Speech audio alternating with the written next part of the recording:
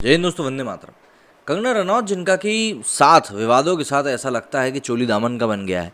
लगातार किसी न किसी बात को लेकर वो सुर्खियों में बनी रहती हैं, लेकिन इनमें अधिकतर बातें जो होती हैं वो विवादास्पद ही होती हैं। दरअसल विवादास्पद इसलिए हो जाती हैं, कई बार वो नेशनल टॉपिक के ऊपर अपनी राय को बेबाकी से रख देती हैं, जो कि कई लोगों को पसंद तो आती है, लेकिन जिन लोगों को पसंद नहीं आती है वो इनके बारे में कुछ भी अनाप शनाप बोलते रहते हैं।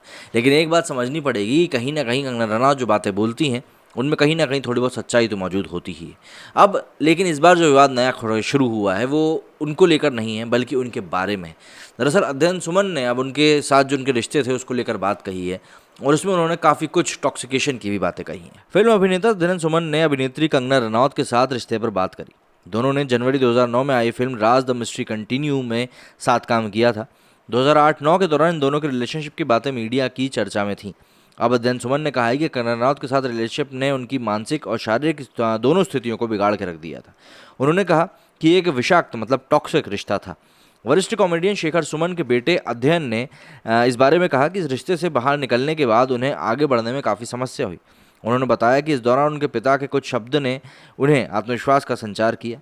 अध्ययन ने कहा कि असल में लड़ाई उस व्यक्ति के साथ नहीं होती, ये अपने आप के साथ होती है। आप बार बार खुद को कह रहे होते हैं कि मैंने रोक लिया होता या नहीं किया होता, या मैंने को क्यों उसकी बात नहीं सुनी, जैसे ख्याल दिमाग में आते ही रहते हैं। उन्होंने कहा कि वो समय बड़े इमोशनल उथल पुथल से गुजर रहे थे। शेखर सुमन ने तब उनसे कहा था कि जब दो लोग एक दूसरे के लिए नहीं बने होते हैं तो उन्हें अलग अलग आगे बढ़ जाना चाहिए। हाल ही में अध्ययन सुमन तब खबरों में आए थे जब उन्होंने कंगना रनौत पर ड्रग्स लेने के आरोप लगाए थे। असल में ये उनका 2016 का इंटरव्यू था जो अब जाके वायरल हुआ था। उन्होंने कहा था कि वो अपनी ज़िंदगी के अंधकारमय समय को याद नहीं करना चाहते हुए अब आगे बढ़ चुके हैं। उन्होंने कहा कि 12-13 साल पहले वो युवा थे और चीज़ों को उन पर ज़्यादा असर पड़ता था, बहुत ज़्यादा असर पड़ता था। बल्कि उन्होंने कहा कि एक समय के बाद उन्हें इससे आगे बढ़ना ही था, और ऐसा ही हुआ। बता दें कि सितंबर 2020 में महाराष्ट्र के तत्कालीन गृह मंत्री अनिल देशमुख ने कहा था कि 2016 में सुमन के जी न्यूज़ के शो डीएनए में इंटरव्यू के आधार पर महाविकास अघाड़ी सरकार कंगना रनौत की ड्रग्स मामले में जांच करेगी। बता दें कि हाल ही में बॉलीवुड अभिनेत्री कंगना रनौत ने सोशल मीडिया प्लेटफॉर्म इंस्टाग्राम पर एक चौंकाने वाला खुलासा किया था, और अपनी स्टोरी में कंगना ने आशंका जताई थी कि शायद ट्विटर के बाद अब उनके इंस्टाग्राम पर भी खतरा मंडरा रहा है। उन्होंने बताया था कि कोई चीन से उनके अकाउंट को हैक करने की कोशिश में लगा हुआ है।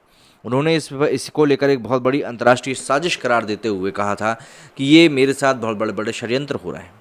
इसी तरह के विवाद हैं जो कि कंगना रनौत से लगातार जुड़े रहते हैं, और जिनको की लेकर लगातार बातचीत भी होती ही रहती है।